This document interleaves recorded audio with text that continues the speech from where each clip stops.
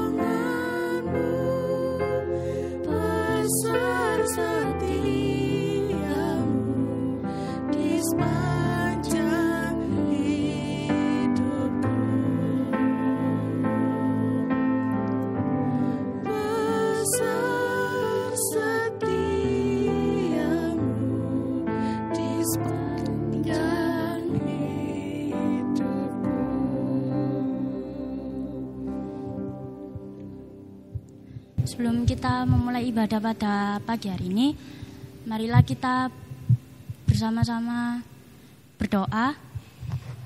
Mari sama-sama kita berdoa. Tuhan Yesus, terima kasih atas berkat yang Kau berikan kepada kami pada hari ini.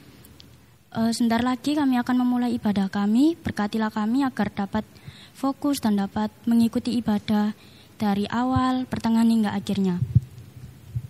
Dalam nama Tuhan Yesus, haleluya, amin. Amin. Nah, kita mau memuji Tuhan lebih dengan sukacita lagi. Ayo adik-adik semuanya kita berdiri. Kita harus berdiri. Ayo walaupun di rumah, yuk berdiri yuk. Kakak-kakak yang di sini sudah berdiri juga. Kita mau pujikan lagu Sungai Sukacitamu. Bisa semua kan? Bisa semua kan? Bisa dong. Mari kita pujikan dengan semangat dan Kayosa. gembira.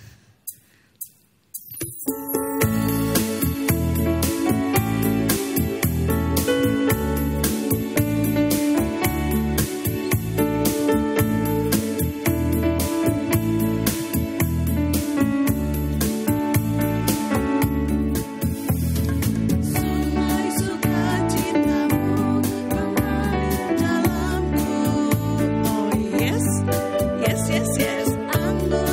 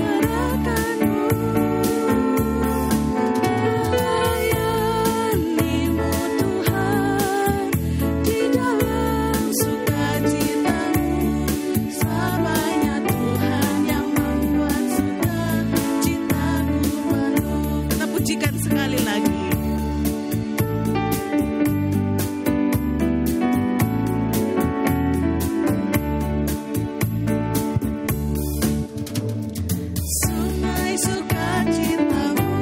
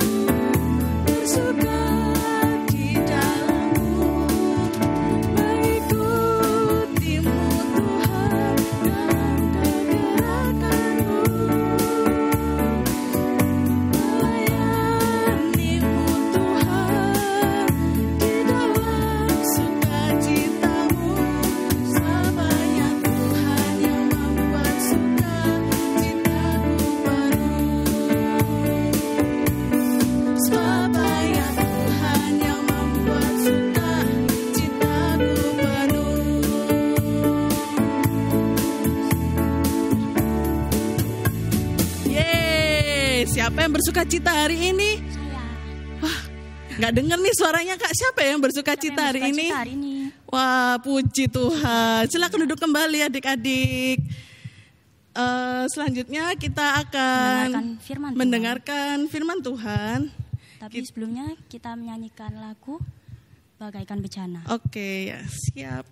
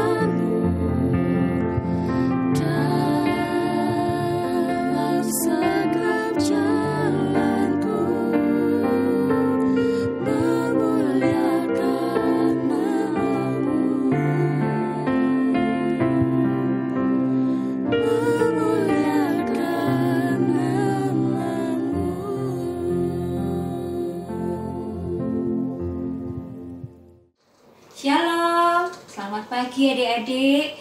Bagaimana tadi sudah memuji nama Tuhan dengan sukacita? Sekarang saatnya kita akan belajar sedikit firman Tuhan. Tema pada hari ini adalah Allah memelihara. Kita akan belajar dari cinta kasih jemaat mula-mula. Tapi sebelum kita belajar firman Tuhan, mari bersama-sama kita siapkan hati kita. Mari bersama-sama kita tunduk kepala, lipat tangan, mari kita berdoa. Ya Tuhan, Allah Bapa kami yang Maha Kasih, sungguh kami mengucap syukur Tuhan, jika pada pagi hari ini Kau buka hati kami, Kau persiapkan kami Tuhan, untuk kami boleh belajar firman-Mu, kami boleh mengerti firman-Mu, dan kami boleh belajar melakukan firman-Mu di dalam kehidupan kami sehari-hari. Tolong pimpin sertai kami Tuhan, kiranya Kau juga berikan hikmat buat kakak Pamong yang akan menyampaikan firman-Mu. Biarlah firman itu hanya berasal dari Engkau saja. Terima kasih Tuhan, kami serahkan dari awal hingga akhir hanya di dalam pimpinan dan penyertaan-Mu. Di dalam nama Tuhan Yesus kami berdoa dan mengucap syukur. Haleluya. Amin. Adik-adik yang dikasih Tuhan, mari bersama-sama kita buka Alkitab kita. Sudah disiapkan kan Alkitabnya? Kita akan belajar dari Injil, dari Kisah Para Rasul. Kisah Para Rasul pasal yang keempat. Kisah Para Rasul pasal yang keempat di perjanjian Perjanjian baru ya. Perjanjian baru dari Kisah Para Rasul pasal yang keempat, ayat 32 sampai 35. Yuk kita baca sama-sama. Kisah Para Rasul 4 ayat 32 sampai 35 dengan judul perikop Cara Hidup Jemaat. Adapun kumpulan orang yang telah percaya itu, mereka sehati dan sejiwa, dan tidak seorang pun yang berkata bahwa sesuatu dari kepunyaannya adalah miliknya sendiri, tetapi segala sesuatu adalah kepunyaan mereka bersama. Dan dengan kuasa yang besar, rasul-rasul memberi kesaksian tentang kebangkitan Tuhan Yesus, dan mereka semua hidup dalam kasih karunia yang melimpah-limpah. Sebab tidak ada seorang pun yang berkekurangan di antara mereka, karena semua orang yang mempunyai tanah atau rumah menjual kepunyaannya itu dan hasil penjualan yang mereka bawa, dan mereka letakkan di depan kaki rasul-rasul, lalu dibagi-bagikan kepada setiap orang sesuai dengan keperluannya. Adik-adik yang dikasihi Tuhan, kakak mempunyai beberapa gambar. Tunggu ya. Gambar yang pertama. Coba tebak siapakah ini? Ini adalah gambar siapa? Tuhan Yesus. Tuhan Yesus yang penuh cinta. Ini di dada Tuhan Yesus ada hati. Gambar Tuhan Yesus yang penuh cinta. Tuhan Yesus mencintai kita, mencintai adik-adik, mencintai orang tua, dan mencintai semua manusia. Dan cinta Tuhan Yesus itu sungguh sangat luar biasa. Kemudian kakak punya gambar lagi. Gambar yang kedua adalah apa ini? Nah, ini adalah gambar Tuhan Yesus yang sedang disalibkan. Tuhan Yesus yang rela mati di atas kayu salib untuk membuktikan cintanya kepada kita anak-anaknya, kepada manusia, kepada semua orang yang ada di bumi ini. Tuhan Yesus itu rela disiksa sebelum disalibkan. Tuhan Yesus disiksa, diolok-olok, dicambuk, kemudian diludahi. Tapi apa yang Tuhan Yesus lakukan? Tuhan Yesus hanya diam saja. Padahal apakah Tuhan Yesus bersalah? Sebenarnya Tuhan Yesus tidak bersalah. Tetapi Tuhan Yesus dengan relanya mau menyerahkan tubuhnya disiksa, dihukum dan lain sebagainya, hanya untuk adik-adik, untuk kakak dan semua orang, semua manusia yang ada di bumi ini. Adik-adik yang dikasihi Tuhan, cinta Tuhan Yesus itu ternyata ketika kita pelajari di jemaat mula-mula, itu menular ke setiap orang, ke para rasul. Ke para rasul, dengan para rasul akhirnya mau mengabarkan Injil, mengabarkan kabar sukacita yang telah dilakukan, apa yang telah dilakukan Tuhan Yesus kepada semua orang yang ditemuinya. Hal ini nampak pada cara hidup jemaat mula-mula yang sudah kita baca tadi. Di jemaat mula-mula tadi, mereka tidak pelit untuk berbagi. Jemaat mula-mula tidak pelit, mereka rela berbagi, membagikan apa yang mereka punyai, seperti gambar di depan ini. Jadi para jemaat di jemaat mula-mula itu rela membagikan apa yang mereka miliki. Mereka tidak ingin orang lain menderita. Jadi mereka membagikan apa yang mereka miliki. Misalnya ada yang perlu makanan, mereka akan membagikan makanan yang mereka miliki. Mungkin ada yang perlu pakaian, mereka memberikan pakaian yang mereka punyai untuk sesama mereka supaya tidak ada yang menderita. Dan salah satu orang yang menjadi percaya kepada Tuhan Yesus adalah Yusuf, yang juga disebut sebagai Barnabas.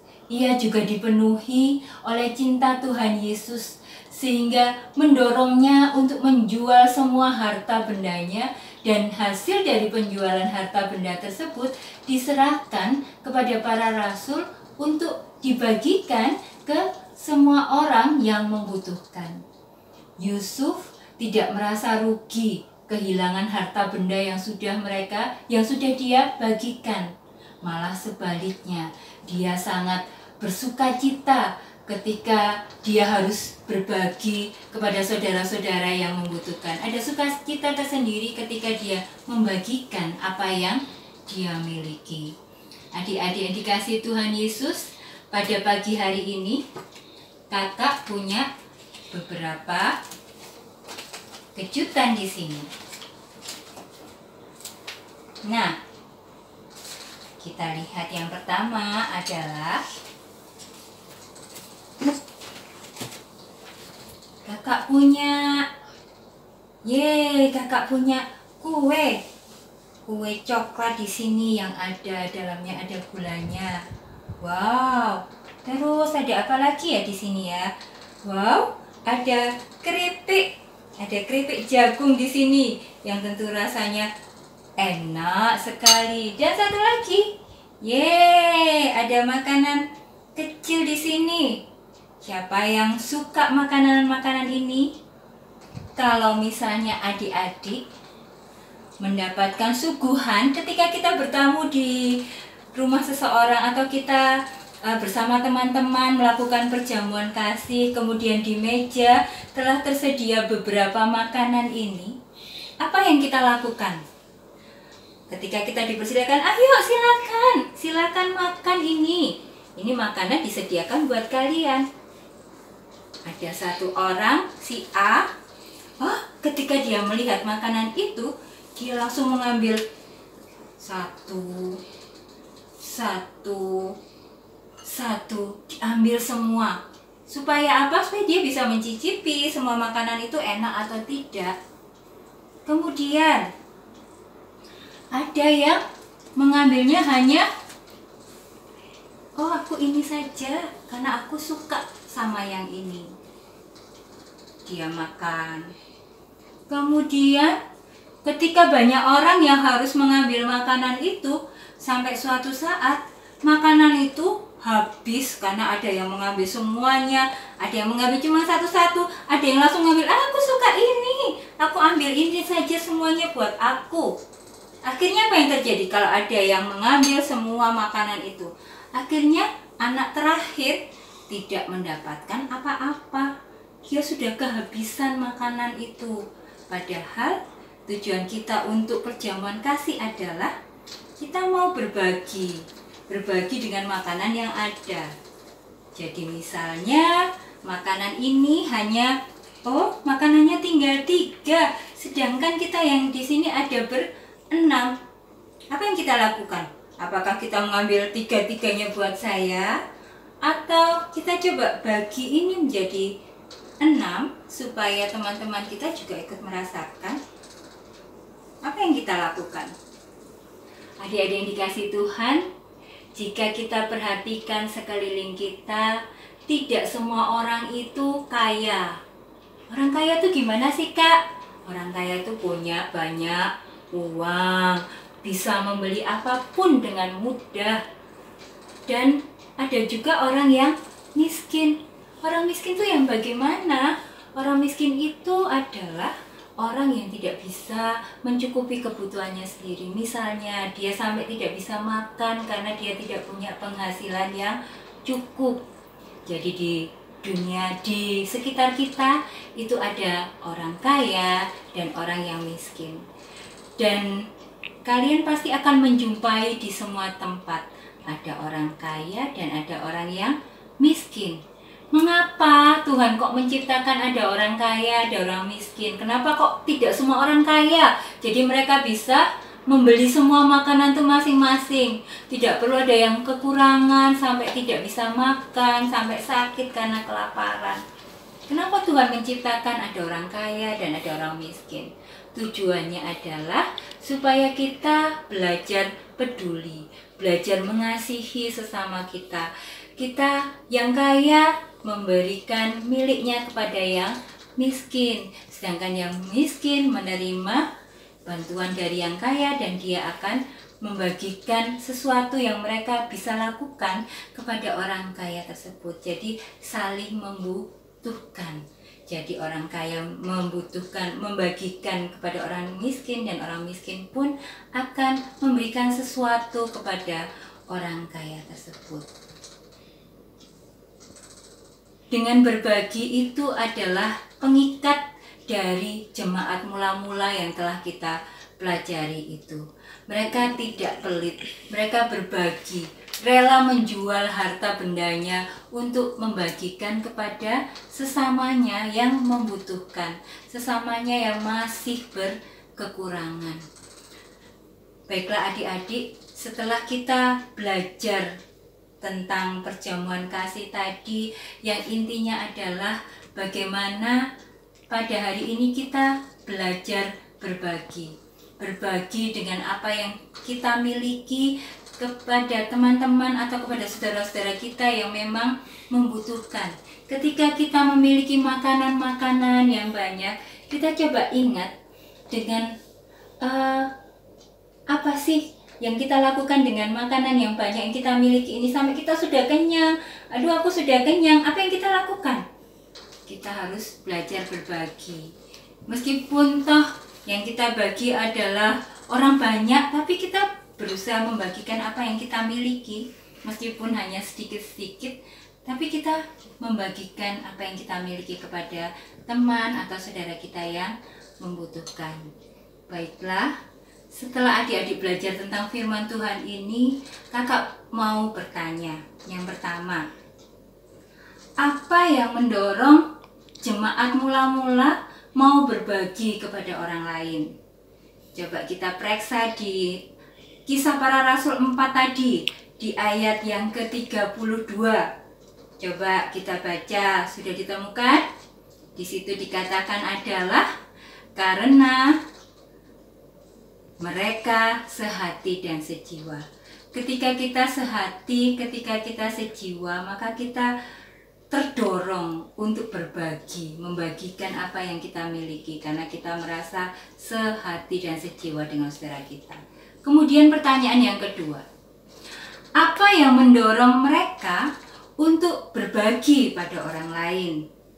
Di ayat yang ke-33, coba kalian baca di situ, akan tertulis di situ, karena mereka semua hidup dalam kasih karunia yang berlimpah-limpah, Maka itu mendorong mereka untuk berbagi kepada orang lain, karena mereka sudah mempunyai kasih karunia yang berlimpah-limpah. Akhirnya mereka berusaha membagikan itu kepada orang lain. Jadi yang menjadi kunci orang percaya untuk mau berbagi adalah hidup mereka dipenuhi oleh kasih karunia yang melimpah-limpah. Nah, sekarang ketika kita kembali ke kegiatan awal kita tadi tentang perjamuan kasih, apakah hidup kita memikirkan bagaimana makanan yang sedikit itu tadi bisa dinikmati oleh semua orang? Apakah kita juga memperhatikan, oh nanti ada teman saya yang tidak kebagian, makanya saya ngambil sedikit saja. Apakah ketika ada perjamuan kasih, kita berusaha mengambil makanan dan supaya yang penting saya kenyang dan tidak memikirkan orang lain akan dapat atau tidak. Adik-adik yang dikasih oleh Tuhan, melalui firman Tuhan di hari ini kita diajak untuk mengisi hidup kita dengan penuh cinta, sebab cinta itu menjadi daya dorong kita untuk berbagi. Jika hidup kita tidak dipenuhi dengan cinta seperti cinta Tuhan Yesus tadi, maka sulit bagi kita untuk berbagi, membagikan apa yang kita miliki untuk saudara-saudara atau teman-teman kita yang membutuhkan. Adik-adik dikasih Tuhan, tadi telah dikatakan di sekeliling kita banyak saudara atau teman kita yang membutuhkan kita. Membutuhkan tidak selalu membutuhkan makanan atau minuman, tetapi teman-teman kita juga membutuhkan teman untuk berbagi cerita, teman untuk curhat, supaya ketika mereka merasa sedih, mereka dalam kesulitan, mereka bisa membagikan perasaannya yang sedih itu kepada kita, dan kita bisa memberikan kekuatan pada teman-teman kita sehingga dia bisa melakukan hal yang positif. Dan sekarang kakak ingin mengajak adik-adik untuk melakukan aktivitas. Kita siapkan kertas. Kertasnya boleh warnanya macam-macam, boleh pink. Kak, saya cuma punya warna putih. Putih boleh, atau warna yang lain, oranye, hijau, biru, dan lain sebagainya juga boleh. Kita bentuk. Nah, kita lipat jadi 2 dari lembaran besar ini, kemudian kita lipat jadi 2. Oke, sudah jadi 2 begini. Kemudian kita lipat lagi dari begini menjadi 2 lagi begini. Jadi bentuknya seperti ini. Nah, kemudian kita akan membuat bentuk hati. Bentuk separuh hati. Dilihat ya. Bentuk hatinya seperti ini.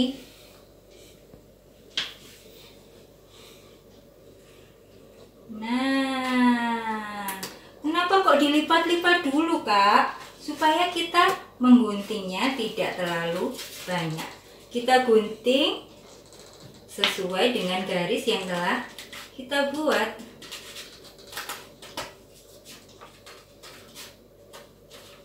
Kita siapkan gunting ya. Setelah itu apa yang perlu disiapkan lagi, Kak? Kita siapkan boleh sedotan. Sedotan itu apa? Sedotan itu buat kita kalau mau minum es, minum teh, kita pakai sedotan. Nah, ini contohnya. Jadi kita siapkan sedotan. Kemudian apalagi bisa sumpit. Apapun yang bisa kita pegang begini. Kayu boleh, Kak? Boleh kayu.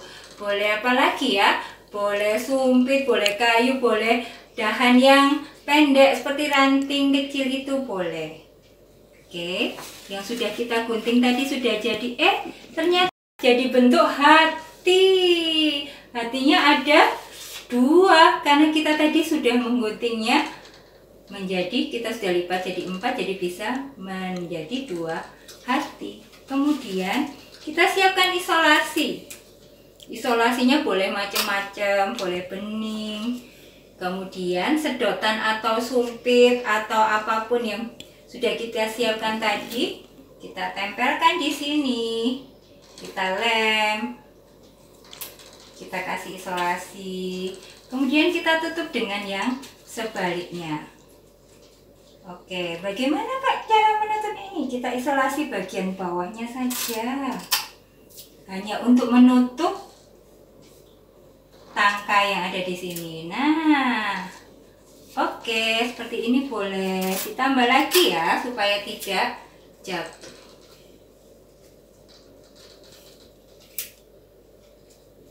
Yeay. Oh, depannya di atasnya masih terbuka. Kita kasih isolasi lagi. Oke. Kita sudah punya hati. Seperti hati siapa nih tadi? Seperti hati Tuhan Yesus. Nah, seperti cinta Tuhan Yesus yang siap dibagikan ke semua orang. Kita pun juga begitu. Kita siap membagikan hati kita kepada saudara-saudara kita atau teman-teman kita yang membutuhkan. Kita tulis apa di sini ya, Kak? Oke. Kita tuliskan yang di sini adalah nama saudara kita atau teman kita yang kita pikirkan memang perlu dibantu. Misalnya, kakak punya teman namanya Rina. Oh, temanku namanya Rina ini kasihan Kak, tidak pernah bawa bekal ke sekolah. Jadi kita tulis nama Rina di sini. Nah, kemudian kita mau kasih apa ya? Kita mau berbagi apa ya kepada si Rina? Tadi si Rina tidak pernah membawa bekal ke sekolah. Maka kita akan berjanji memberikan bekal untuk sekolah. Nah, kita tulis di sini. Kenapa kok ditulis? Ini adalah janji iman kita. Kita akan berjanji berbagi kepada si Rina. Berbagi apa? Berbagi bekal untuk sekolah.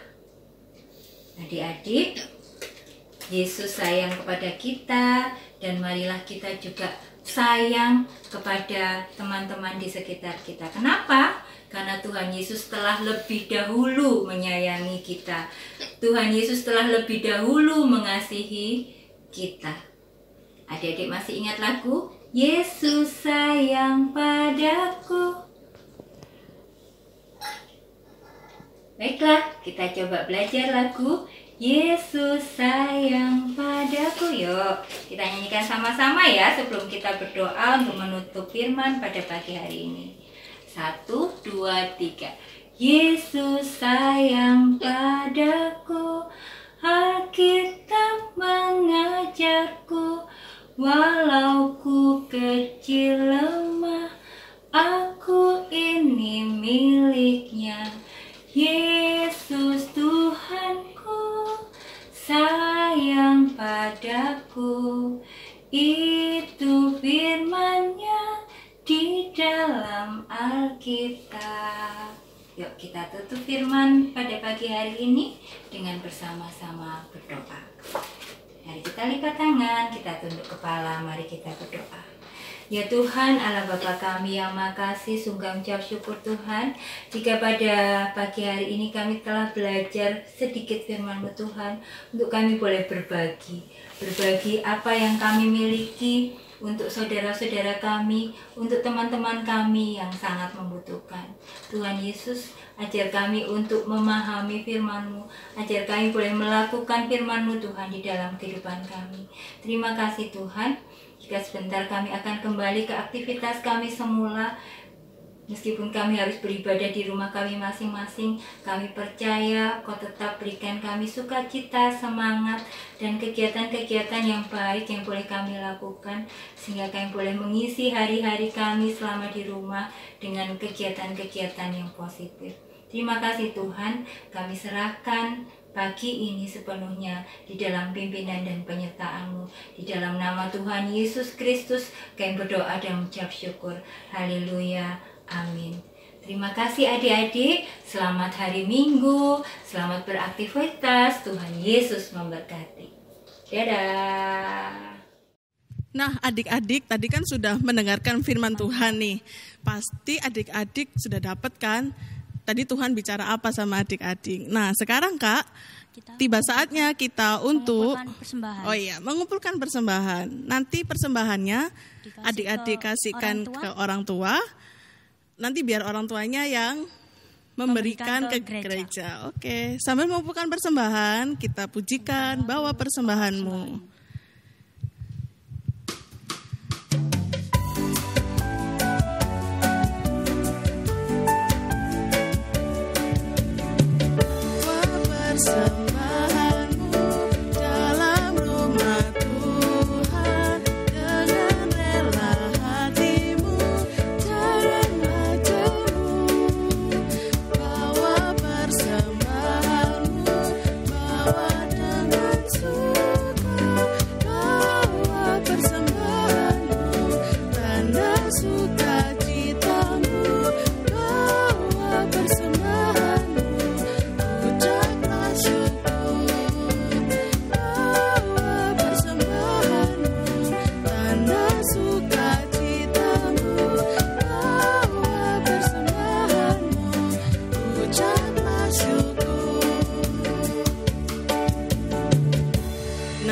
Kita sudah sampai ke penghujung ibadah.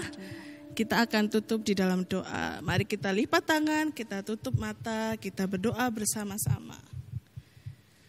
Tuhan Yesus yang baik, kami bersyukur pada pagi hari ini kami boleh membangun ibadah di rumah kami masing-masing. Terima kasih Engkau telah sertai kami dan teman-teman kami yang lainnya. Kami juga telah mengumpulkan persembahan ya Tuhan. Engkau berkati persembahannya sehingga persembahannya bisa berguna untuk pelebaran kerajaan-Mu di dunia ini. Terima kasih Tuhan. Pertemukan kami kembali di ibadah-ibadah online yang selanjutnya. Terima kasih Tuhan Yesus. Haleluya. Amin. Selamat hari Minggu adik-adik. Tuhan memberkati. Sampai jumpa di ibadah-ibadah selanjutnya. Bye-bye.